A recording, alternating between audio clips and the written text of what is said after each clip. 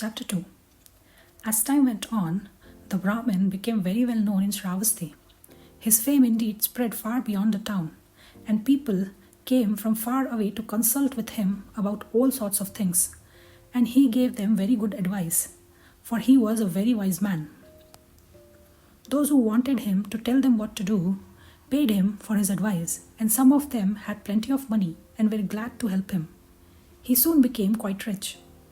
He might have done a great deal of good things with all that money by helping the poor and suffering, but unfortunately, he never thought of doing so. Instead of that, he started loving money. At night, when all those who had came to see him had gone to rest, and there was no fear of him being caught, he used to steal away into the forest, and there he dug a deep hole at the root of a great tree, where he had hid all of his money and jewels. In India, everybody has a siesta, that is to say, a sleep in the middle of the day. Because the heat is so great, it is difficult to keep well and strong without this extra rest. The streets will be deserted, though there is still a daylight, except for the dogs who prowl about trying to find something to eat.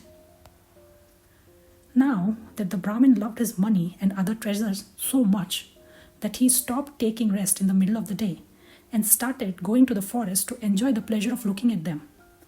When he got to the tree, he would bend down, clear away the leaves and earth with which he had hidden his secret hole, take out the money and let it spill through his fingers, and hold up the jewels to the light to watch how they gleamed and glistened.